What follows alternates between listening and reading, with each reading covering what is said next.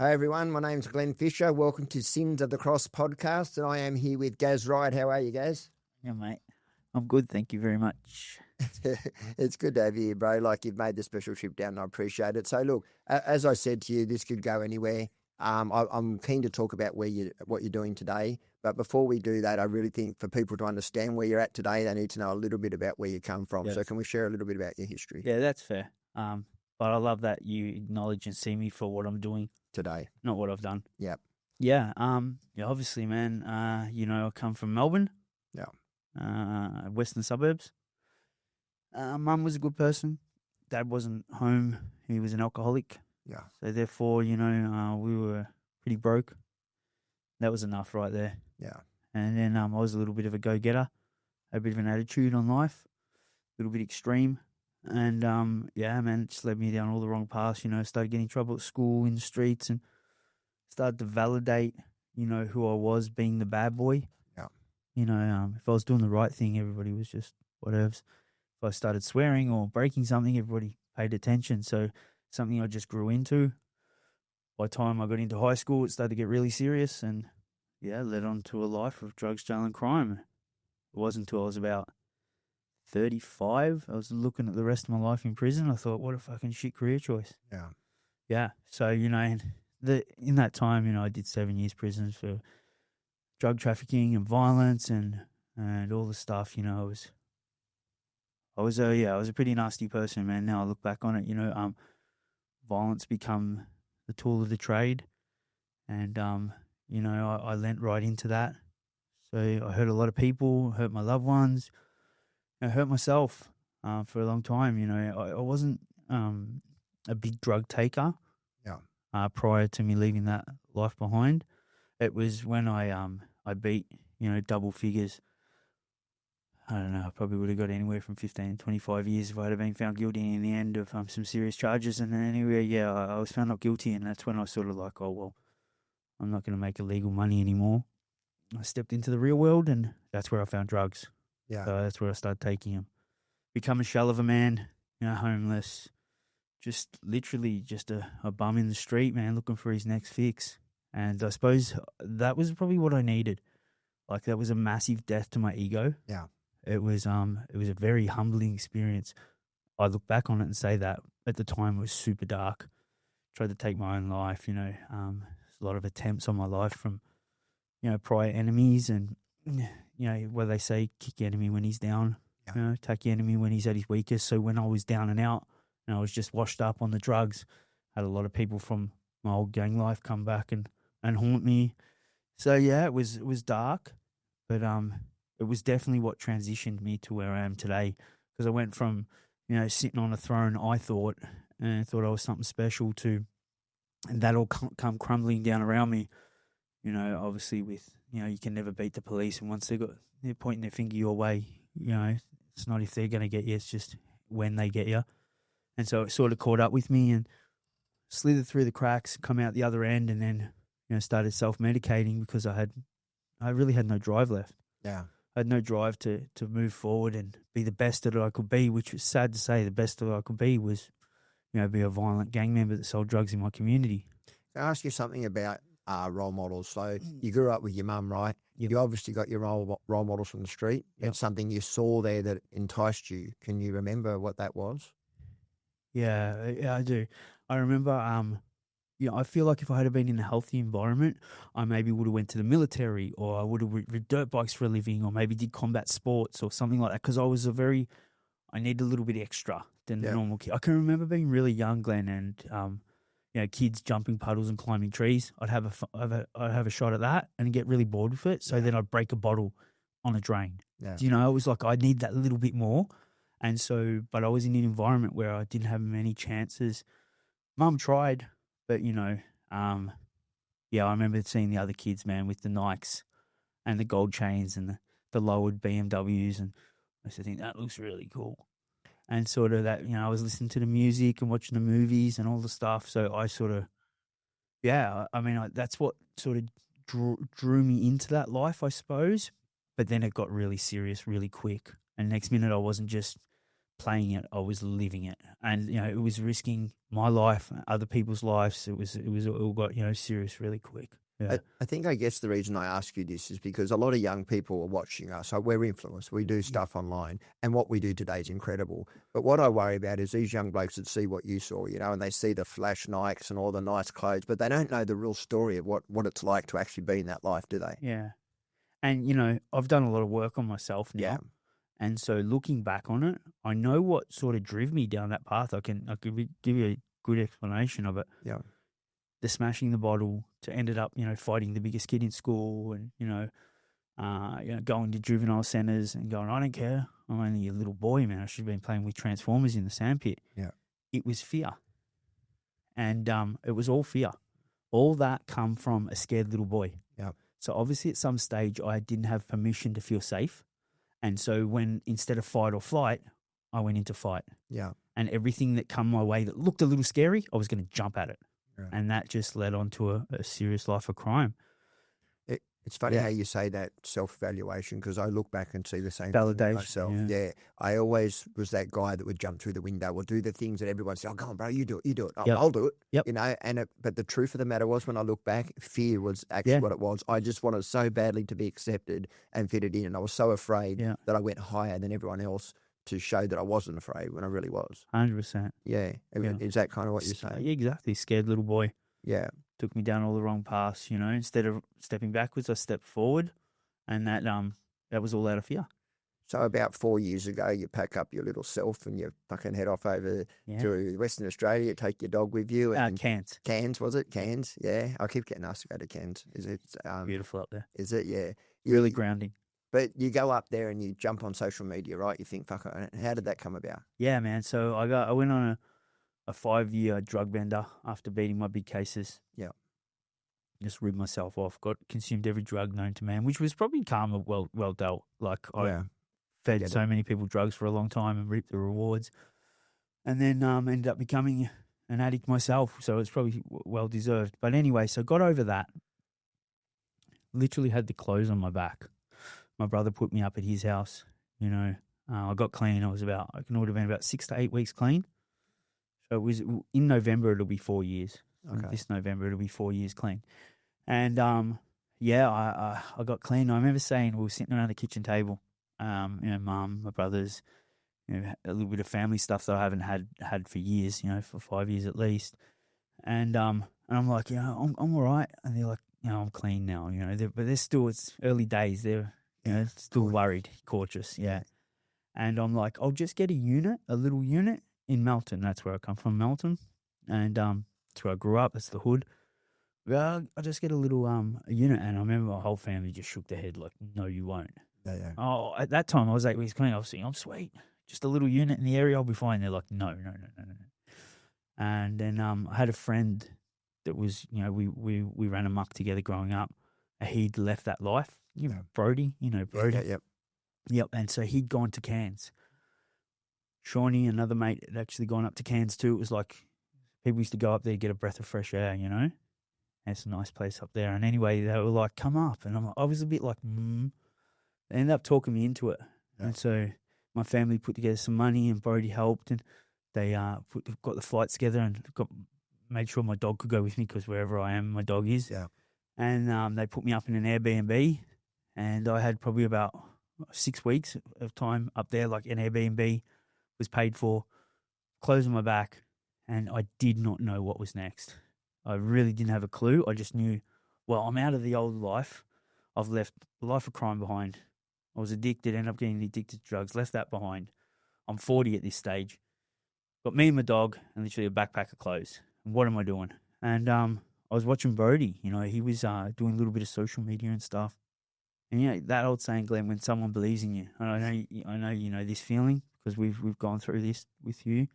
When someone goes, man, I can see you doing really cool things. Yeah. It's all you need sometimes. Absolutely. And Brody was that guy. And so, I just started grabbing my camera and posting random shit, man. Here we are 4 years later, 600,000 followers, owner of Hope Cartel, one of the leading 9D breathwork facilitators in the world. And it all started with just grabbing the camera and speaking whatever was on my mind. And at that stage, Glenn, I hadn't done much growth. all I'd done is walk away on that life. Yeah. And so there was I was walking, cutting laps, carrying on, and people were still watching. It might have been a bit of negative attention, but what do they say? Any attention's good attention on social media. I look at some of your earlier videos and they come up now and I almost cringe and I'm like, I think we should get our old videos and put them together and have a clown off. Oh, yeah. There's all that stuff. And it's like, because we do what we know, right? But then you start to realize that this isn't who you want to portray. This isn't this isn't the growth that I'm looking at. Yeah. And that's what happens with you. I mean, you documented your story at the start. And there's a lot of war stories, right? Yep. But as you start to progress, you start to realize that you see other people doing it and you start to cringe. Because I do when I watch someone, they're like, hey, brother, you're fucking young. And I was like, come on, man. It's like that personal growth in you's been incredible, bro.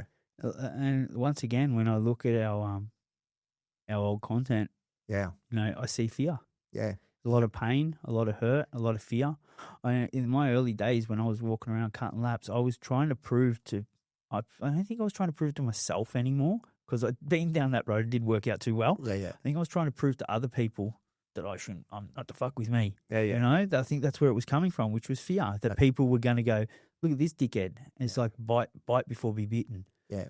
So, which really was the opposite effect, because a lot of people just maybe got intimidated watching that because they couldn't be that aggressive guy. Yeah. And then they say they're going to comment, wanker. Yeah. And so but I look back on it now, man, and I exactly like you said. I look at it and I just see pain. I do cringe. I think, oh, man, it gives me anxiety. I'm like, just relax, bro. Just chill out, because I was just like so tense and so fucking, angry little man, just angry. I do. Yeah, and so I feel like a lot of it comes from fear, man. I wonder if you ever do what I do. So I go back and look at my older videos. I'm like, oh, and then I want to take them down, and I'm thinking, for people to understand where you're at today or where I'm at today, they only need to go backwards a little bit and have a look. And you can see the growth, Gary. You can. Yeah. It's incredible. Yeah, it's been a lot of growth, hasn't it? Like, I'm two totally different people. Absolutely. And even like you had a lot of growth when I first met you. Yeah. But from there to here is incredible what you've done. So, all right, we moved first to the Hope Cartel. How'd that get about? A Hope dealer, not a dope dealer. Right? Yeah, no longer the dope dealer, now the Hope dealer.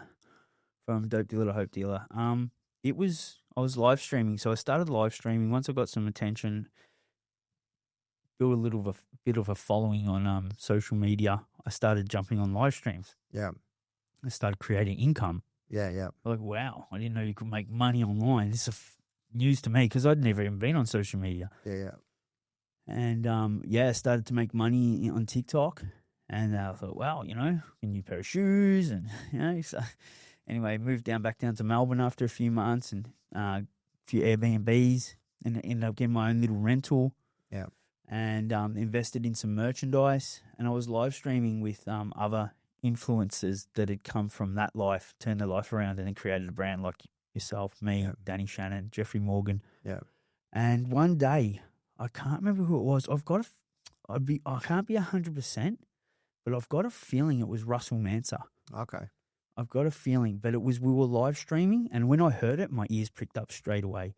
But everybody used to say in the comments, "You're no longer the dope dealer, now you're the hope dealer," because I used to always, trying to spit this knowledge about that old life being shit, and wisdom and whatever you want to call it, just talking my shit, And they used to call me the hope dealer.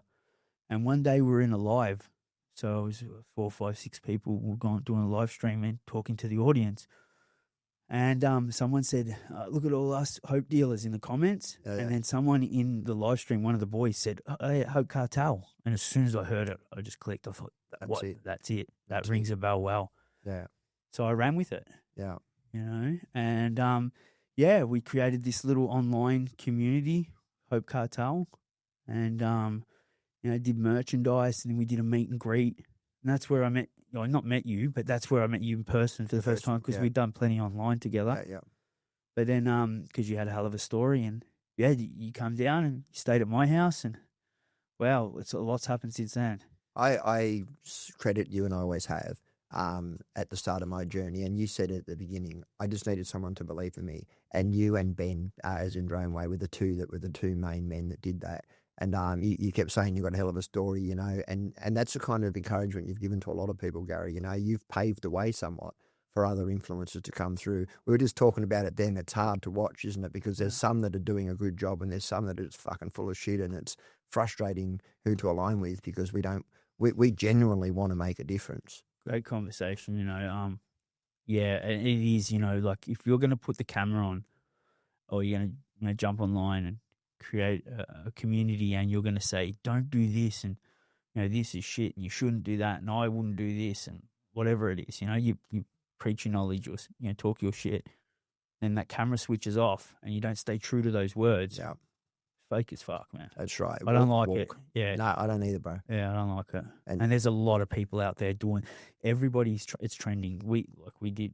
People like Danny Shannon and Jeffrey Morgan set the path, the way for you and me. They were the first, people to reform themselves and create a brand and a business and a community off the back of that. And then so, now every second crook, addict, whatever it is, mental health victim, or abuse on every level, whatever it is, if you're a survivor, then you can get on social media and build something, and it's just saturated, and good on them. But there's a lot that I see through their game. A couple of years ago, like about 3 years ago, you used to struggle with trauma, didn't you? With people talking about trauma. Yeah. And you really did some work there, right? Yeah. Yeah. Thanks to a men movement. And I'm going to shoot straight with you. I always do. Yeah. I feel like you were still in a bit of selfish mode there. Yeah. To be honest there. Victimizing, yeah. Yeah, that's right. It's like, that's not my fucking story. Yeah. And but I think the more that you do in this space, the more you realize the power of our journeys to help others heal their journeys. Yeah. Of course, yeah. I was, I'll be honest, I actually, when I first started, thought that I didn't have much trauma. Yeah. And that I created a lot of trauma for others. Yeah. So, if anything, I was addressing shame and guilt for what I'd done to other people. Wow, what a journey it's been, what a healing journey. And just to learn so much about my wounds and why I was, because before I hurt anybody, I was hurt. Yeah. I didn't see that at the start, but now I definitely, like I said, a men's movement, Watani, the Gold Coast, a men's movement. Yep. Big shout out to Wa. I'll never forget the words he said. He met me online. He's got a great space, healing space. He's one of the heavy hitters in Australia in that industry. And he said to me, Gaz, I believe you have and it's just that thing when people believe in you. Yeah. He said, Gaz, I believe you have a gift, and I believe you have a gift to help people. Yeah. But let me help you help others. Yeah. And what do you mean by that? I said, bro. He said, you need to heal. Before you can help anybody heal, you need to heal. Well, man, look at what I'm doing now. He was on the money. Yeah. He knew exactly what he was talking about. He, I don't know if he knew at that time what he was creating, but he picked it. If that was a racehorse, you just, Insert Eminem here. I've created a monster. Yeah. What he wants. Yeah. Yeah, but because, I've definitely stepped into that healing space in a big way and helped thousands and thousands of people, through 9D breathwork and the Hope Cartel brand. And that's all thanks to Wa. So you have your own business now. Gaz Wright has Hope Cartel, 9D breathwork in Melbourne. Yeah. A facility. And every time I turn on my internet, you're in Brisbane, you're in Gold Coast, you're in Adelaide, healing people, bro. Yeah, filling rooms all across Australia, brother. What's the best one that you can think of, the best story you think you've helped? We'll have some wins, man. I have some wins. There's some big wins. Got a friend, become a close friend, left the club scene behind. And, he had an accident and he's come, breathwork's helped him come a long way. Physically too, because his accident was very physical. Yep. Yeah. Some of the parents that have brought in their kids and, they've been through their things. I don't like to talk about too many other people's story. I've sort of got to tread a thin line here. Oh, yeah. But, some kids that have come in and their parents have brought them in as a last chance. We've got them on the mat. We've breathed out their emotions, their trapped pain, their hurt, their trauma. We've breathed it out. We've let the body release it through breath work, and they're doing really well. And, that what is so good is hearing that they've been in therapy or they've been, with specialists and there's no difference being made for years. And then they come do a couple of sessions with us and there's such an improvement. you know, and we've even had doctors, their doctors or psychiatrists or therapists and stuff, they're specialists, like go, what are you doing? Like something's changed dramatically. And they're like, we're just doing breath work with Gaz Wright. Yeah, They're like, right. documenting, what's this breath work? It's Yeah. this 9D breath work. So some of the wins, yeah, man, like so many. You know, some I even missed too. I had 9D reach out to me, the owners of 9D. They, you know, a couple of good team members up there, heavy hitters in their space, reached out to me and said, Gaz, I just want you to remind you what you're doing. And so I know because we're breathing so many hundreds of people every month. You know, sometimes up to 500 people a month. Yeah. It's hard to keep track of everybody's story. Yeah, absolutely. And so sometimes it catches up with me. And yeah, they reached out to me and they said, you know, we just spoke to someone that their brother was going to take his own life. And since being with you and doing breath work, and I was never even told this from whoever it was. Yeah, yeah.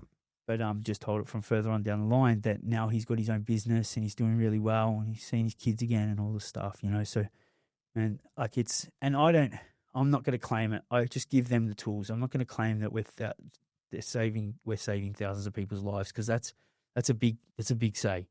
You know, when I hear people say that, I'm like, well, let's look at the numbers.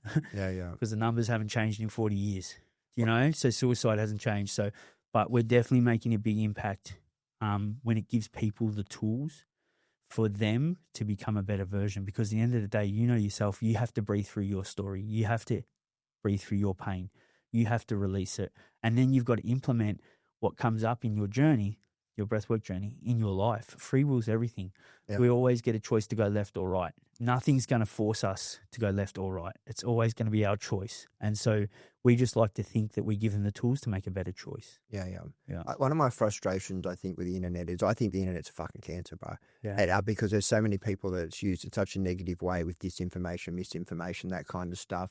If you could say something to influencers out there that are just starting off, like we were talking about, who are coming out of the space of jail or addiction, what would you say to them? Yeah. I would say what's worked for me, I can definitely speak for that. And I know you can definitely back me on this, because I know your brand and your story and what you do today is authenticity. Absolutely. Stop trying to fucking script it. Yeah. Stop trying to be someone when the camera's on.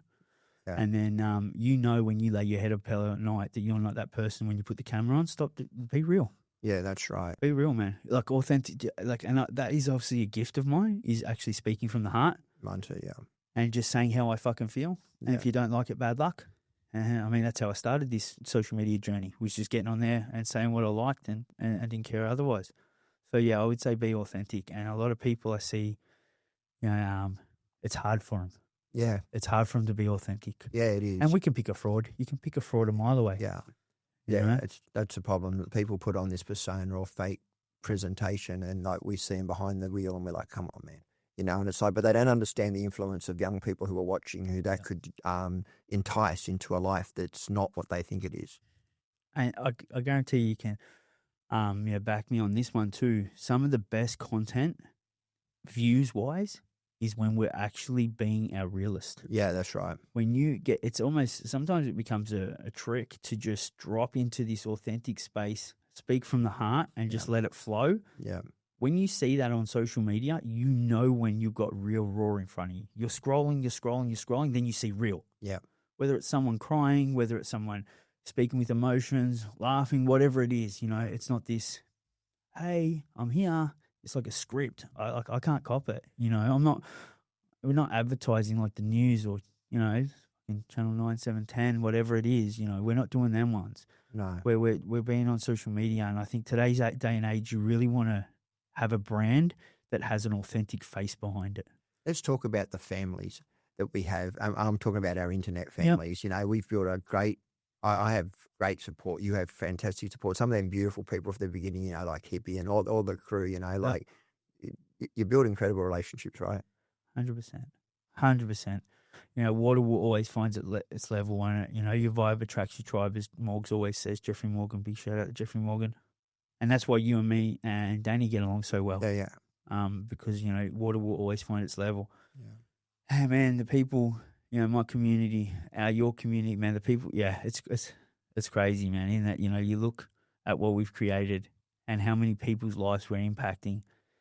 Now, I just dropped a video the other day. It was of me from 4 years ago, and then I did some commentary on the back of it. Yep. And so many comments were like, I've been here the whole ride. Yeah. I've been following you since this first video. And I'm just like, wow, man. They're like, it's literally family. It is. And now these people get to come in and breathe, the same tools that help me become a better version and grow. When I go live now, like about 30% of my fucking comments are, can you ask Gary about the 9D breathwork? Can you tell me about 9D breathwork? I'm like, fuck. All right, Shawnee, are you there? Come up.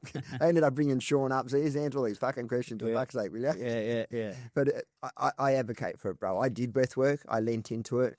And I got, what I found really interesting was that it didn't take me where I anticipated it would go. Yeah. I actually went in there with all these preconceived ideas, right? I've gone through a lot of trauma. This, I need to address this. I need to address this. And then when I actually leant in and did it, none of that came up, bro. It actually brought up family stuff. Yeah. And like when I actually went back and revisited, I thought that family stuff's fucking me up a lot more than I realised, but I've always sort of pushed it to the side and thought it's the addiction. So do you hear that from other people? So one of the things we say down at Hope Cartel is, and when people come in, we say to them all the time, you don't get to choose on what you're going to work on. Yeah. It's a roll of the dice because the body knows. Yeah, we trigger the body into releasing, trapped emotions through our breath. And what the body wants to release is not up to us. So, I hear it all the time. I'm here, Gaz, for a divorce. I say, all right, then, get on the mat. They get on the mat and they breathe and all this stuff comes out. Trapped emotions, this trapped energy. Because it's all negative energy, whether it's emotions, trauma, stress, pain, tension, hurt. It's all just negative energy the body's holding on to. It's fucking primal, bro. It's so primal. Yeah, seen some of them. Like I was there, watching you hold space recently when Danny and I come up to visit. And a couple of the ways they sit up and they're letting it out. I saw one with Danny Lloyd trying to hold this guy down. You see that one? Yeah. Like, I was like, there's a lot coming out. There's a lot coming out. That's what it is, And I love that, bro, that it your body stores trauma. It absolutely keeps score. And when you breathe, your body unlocks it. Yeah. People just don't understand this. It's just, it needs to be, an everyday thing. It needs to be a household name that you can breathe your pain out of your body. You can breathe your trapped emotions. We suppress stuff. That suppressed stuff, you can let it out. And if I say to you now, Glenn, scream, you scream. It's not about that. No, that's right. It's you breathe and then your body unlocks it and it comes out like a volcano. It's funny, there's a part in there where it says, I want you to reach up like a cloud above, that bit where it says, and you bring down. Breathe in the golden light. The golden light. And for me, like, it was one of my moments, you're going to laugh at me, I think I told you already, was prison. Yeah. And I know that sounds like a weird thing to say, but for me, in my life, at that time in my life, it was actually a happy memory, the end part of my prison. So one of my memories was that. And it'd be interesting to hear what different people... Hear it all the time, man. Hear so many, people see their loved ones that have passed on. Yeah. They meet their inner child. Yeah. They release, they release all types of trauma. They find the happy places, their places of freedom. Yeah, places that they're most grateful for. If I was to ask, the audience now, what's a place that you're most grateful for? You can take yourself back then, or a place that you were most, you felt most free, your place of most freedom. Yeah, very hard to land it and land it well because the conscious mind plays tricks on us. And when you're deep in a breathwork session, your subconscious mind is awake, and it's in an altered state of consciousness and a very high emotional frequency. But it was probably about my fifth breath work until I found a real place of freedom. Okay. I'd look for it a bunch of times, but it was landing a little bit here and there, and then it landed one day, and I'll never forget it. And it was actually me and my brothers. I got up early in the morning. We were staying on one of my brother's dad's farms, and we all had little dirt bikes, little 50s, but we weren't allowed to have them normally. Like, it was only when we were at the farm they were there. And so we stayed at the farm. We got up at about 6:30 in the morning. No parents, and we jumped on the bikes and we were off. Yeah. And we were in the hills and the pine forest and cows were mooing at us and it's dewy and the sun's just coming up and I forgot all about that. But it was me and my brothers being on little dirt bikes and just no parents. There was no authority there. So it was actually a little bit of an adventure. Like one of my brothers stalled on a hill and we're panicking, the cows are coming over and we had to get it all together and we managed to get back home and stuff and got in trouble for taking the bikes out early without asking. But that was my place of freedom. If ever I've been free, it was then. What happened in Newcastle, bro? Talk to me, remind me. We went dune bugging. Oh, yeah, wow. Come on, bro. Wow. I got 150 people to breathe. Brother. Yeah, you all thought it'd be a good idea to take the rental car out on the dunes.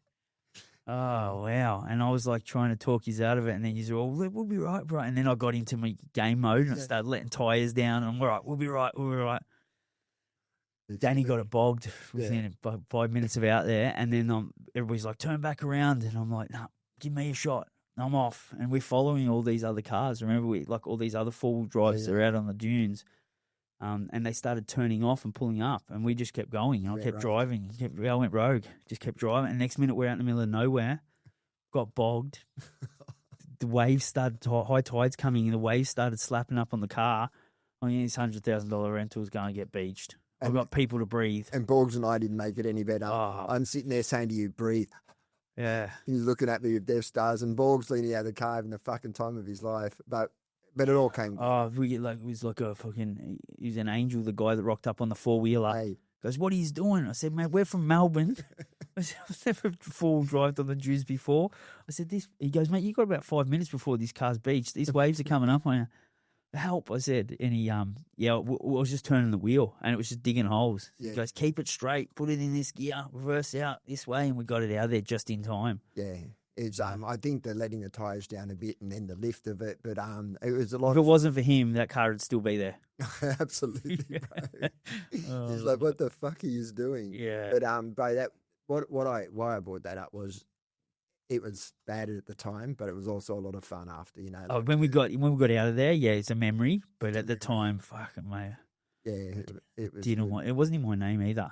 Yeah, was it? Nah, it wasn't in my name, so I wouldn't even have gotten that much trouble. But still, just the thought of going to do breath work in Newcastle and getting a car beached just didn't work well with me, you know. Didn't sit well. Let's look at the physiological side of the breath work. So let's talk about how it actually explain to our viewers how it works.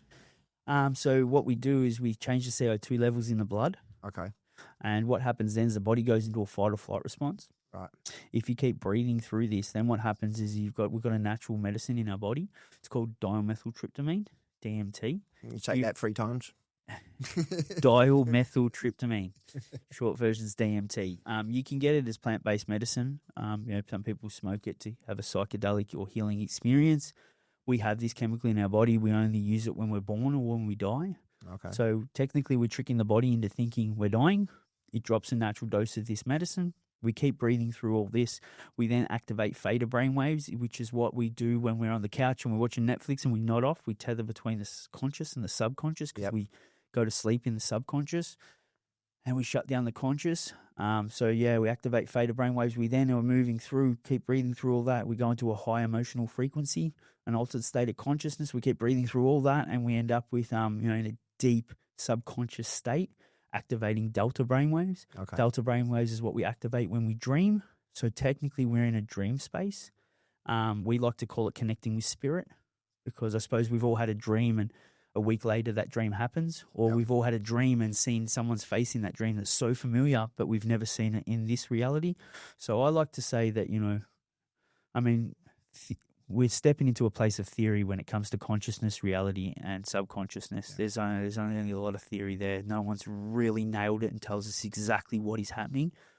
So I'll give you my version. I believe we live a 3D reality now. It's a conscious reality. It's very external. It's very materialistic. So I can feel my skin. Yeah. I'm in this vessel. We go to a place where we leave all that, which is the same place we go when we dream. Yeah.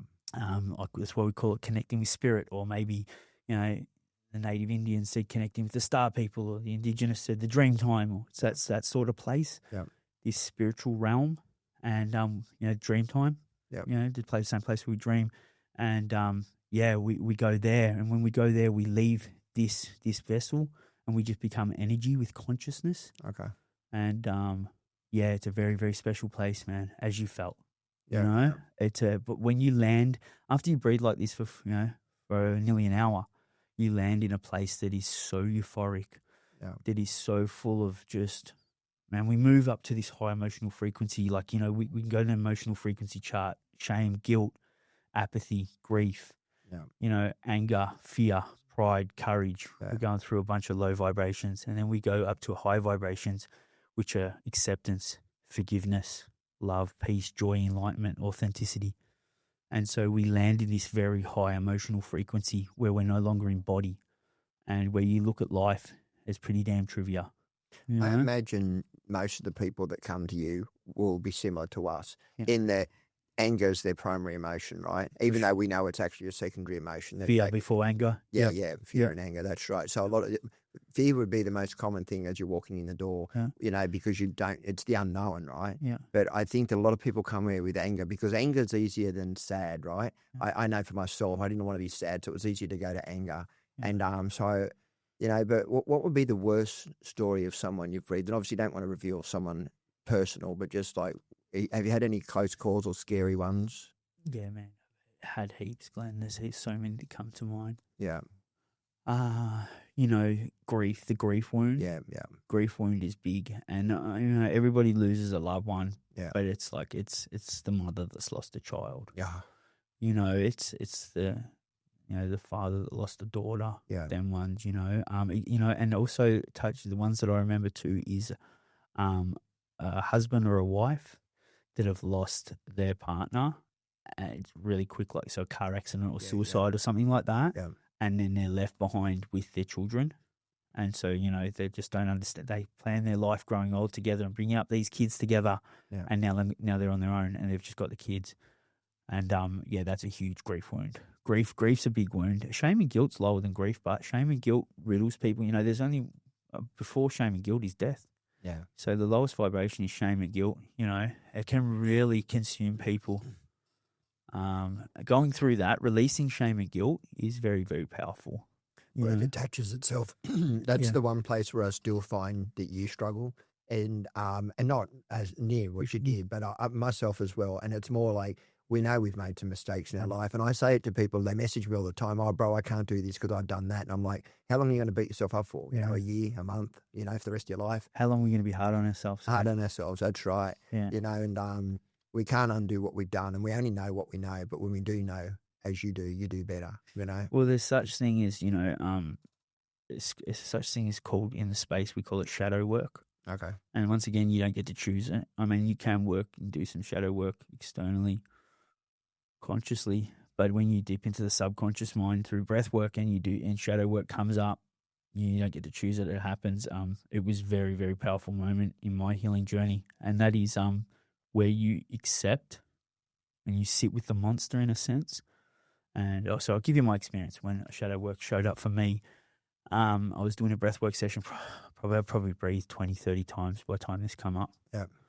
And I'd unpacked a lot and thought, I've done heaps of work, and then this one landed. And once again from Amend warned me about it. He's like, bro, you due for some shadow work, because when it lands, it's big.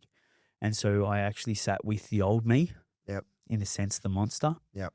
And I actually, instead of having shame and guilt for that old person and being, oh, I can't believe you did that, or you were that guy, there was none of that. It was, I actually thank you for being the person you had to be. To survive. You were running on fear. Yep. It was a dog-eat-dog world, and you weren't going to be the victim. And if you didn't go through what you did, I wouldn't be here today and be the man I am. So it was like a bow down. I actually thank you for going through everything that we had to go through and all the stuff that you did that at one stage I thought was really bad, but actually now I appreciate it because you built me into a better person. And then it was this conversation with, now you kick back. I've got this. I'm healing. You won't have to show up again. You don't have to be the monster anymore. You can be at peace. Let me run this healing journey now. And in that same conversation it was, but if I ever need you, I'll call you to the table. So if anybody ever hurt me or my family, the monster's going to show up. It's an interesting It's topic. called shadow work, and it was a beautiful experience. I come out of it. I've never been the same since that session, I had a counselor in a good sit way. with me and do a similar thing, and explaining to me that young kid that I was, that young kid that you were, did the things they did to survive because we only knew what we knew in the time, right? And I agree. It's the same with me. I say all the time, the dog's there. You want to upset it, but I don't want to. Please don't let that happen. That's but right. if it has to be, it has to be. That's right. Yeah, I much prefer to help people than hurt people. 100%. And it's an interesting thing to look back. Gary, two more questions I want to ask you. One is about the future. Yep. Now, when we're in addiction and we're in the space that we used to, I mean, I lived in the day, fuck tomorrow. I never thought about tomorrow. But I imagine now that I know I do, I have to look at the future. I've got a fucking diary. I have to, and you'd have to do the same. Yep. Where do you see yourself in 5 years from now? Funny you say that. So I've got some plans with Hope Cartel, but knowing what I know, there is some poachers out there in the business. So there is some things I'm going to keep close to my heart. Yeah. Watch this space. We've got big plans. Yeah. I'm definitely going to make it a lot bigger than it is. But something I do want to talk about that's just landed in the last week. I was actually talking to Danny Shannon in the car on the way here. Is I would like to open an animal shelter. Oh, really? I'd like to bring in, rescue dogs. Yeah. And I think with my platform, I could say, listen, this is whoever it is, whatever dog, they've been here for 3 months, they're a great dog, this is their personality. Is there a family out there that would love to come and own this dog?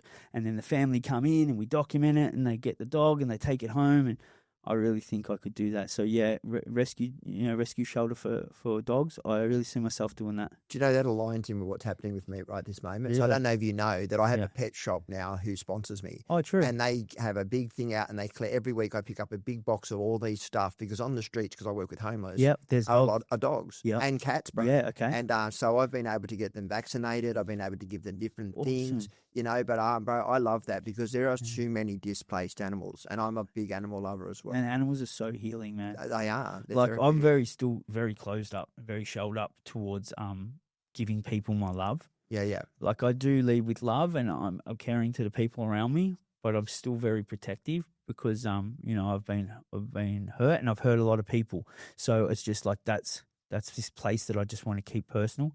But when it comes to my dog, man, it is full love. I give her, my dog gets everybody, people that are around me, like very often, they spin out. They're like, man, you are such a big softie with your dog.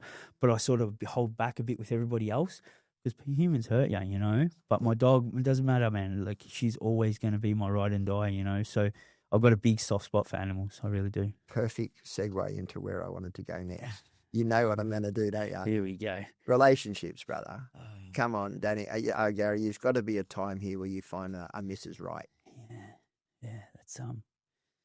That's a big one.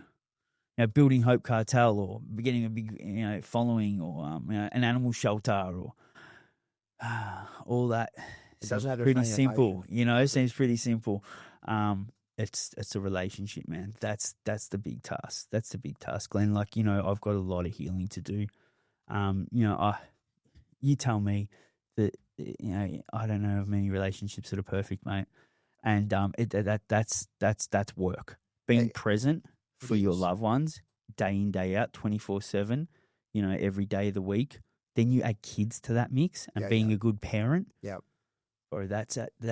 I'll be honest, if you would have fucking pulled me to the side and say, Gaz, fucking, they've got this guy that's been picking on me, I want to go give him a beating. That seems like, and I'm not about that life anymore. No. Seems like an easier task to beat someone up and get away with it than what it would to be in a relationship and have a family, have a partner, man. There's no bigger task in my world than is to be present, to be a healed man, to lead with positive masculinity in that home. I'm not saying I couldn't do it, but do it for 20, 30, 40 years.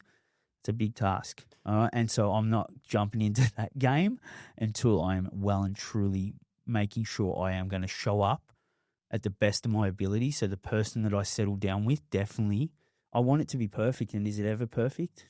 Bro, that's that's what I'm trying to do. You know what I mean? Yeah. It's not, bro. No relationship is perfect. They're all flawed. They are hard work, and I get the fear and the trepidation around it. I'm the same, right? I jumped in at a point there. You said to me with caution, I said, fuck you, I'm going in, but whatever. And I knew that, mate. I knew that was going to go bad, that one. But you know what, bro? I wouldn't undo it for quiz because I learnt so much about myself. Yeah. And I think the most important thing in life is to not just to love, but to be loved. You know what I mean? And there's different kinds of love. I've loved with my children. I've loved with my mates. Yeah. But I love with a person. They're your person. I agree with you. It's a lot of work and it's hard, but it's never going to look the way you anticipate in your head. For sure. I feel like the right woman will help me heal. I have a big feminine wound, Yeah. I have a big feminine wound, and that wound was created from, my mum having a masculine wound. Yeah, yeah. You know, you try and take the bin out for my mum, and she, I've got it. Yeah, yeah. She's 70. Yeah, yeah. You know, she's a hard, independent woman. You know, she grew up 3 boys on her own. And so, like, you know, she's got a big masculine wound, which created a feminine wound in me. Yeah. And, you know, that women were always the object. It was a chess piece, you know. They were the enemy. They were the competition. Yeah. And I'll be honest, I was a toxic partner. I'd be lying if I said I was a good partner. When I was a bad boy, mate, I was breaking every rule in the book. Of course, I was going to break the rules at home too. Yeah. Like, yeah, you know, I'm not going to say I was this, you know, criminal that did all the wrong things, but then at home I was a gentleman. Like, I know some people try and preach that. I don't understand it. You're breaking the rules, you're breaking the rules. That's just how I work. If I'm all in or I'm all out, you know, and so I was a bad boy. Of course, the bad boy was going to fuck relationships up. You know, I know that the right woman will heal the wound.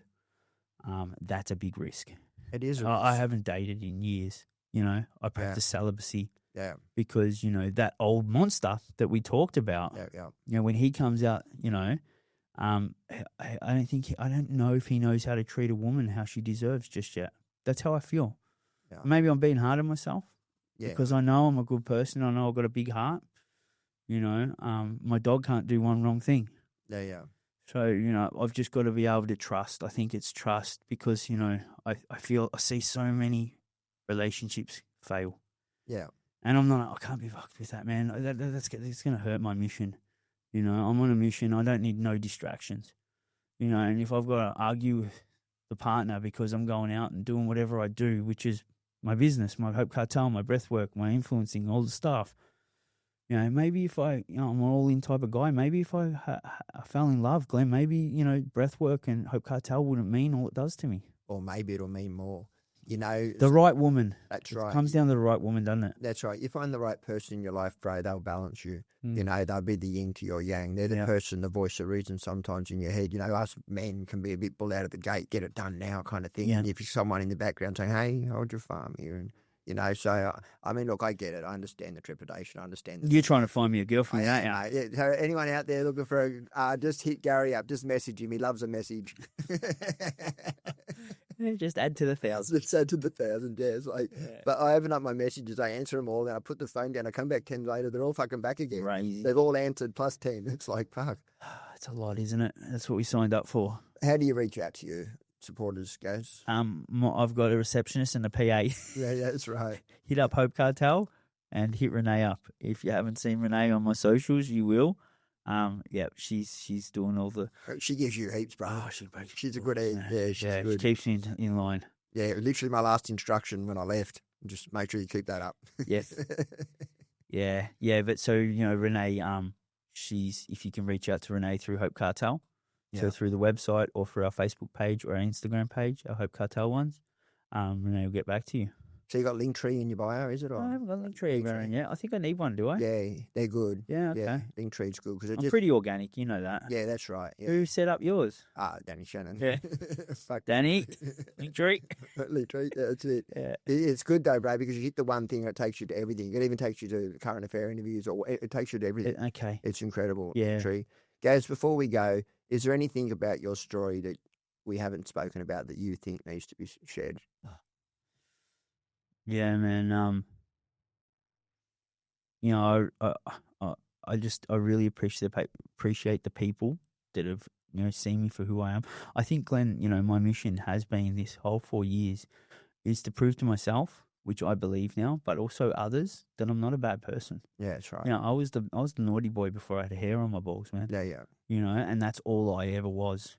And, you know, deep down inside, I was just a hurt little boy. Now I understand all that. I want everybody to understand that I'm a good person. So it's the people that believe in me. I fucking love them, man. Like, I can't thank them enough because it's all part of the mission. Because I'm just out here to right my wrongs. You know, that's what I'm literally doing. But it's the ones that don't, the ones that, you know, think, hey, he's just a fucking fraud, or this breathwork's a scam, or he's just a criminal, mate, he's an addict, or whatever they think, he'll never change. They actually give me fire. They're the ones that keep me going. You know, they're the ones that when I leave this earth, I doubt there'll be a fucking person on this earth that says I was a bad person, because I would have done more right than wrong. I might have some, you know, badges of honor from the street life that followed me. But I guarantee I got plenty of badges of honor from this redemption mission. Yeah. And so there's going to be I'm going to leave a legacy that I was a good cunt. That's what it's just basic as that. And I'll leave no one being able to argue that point.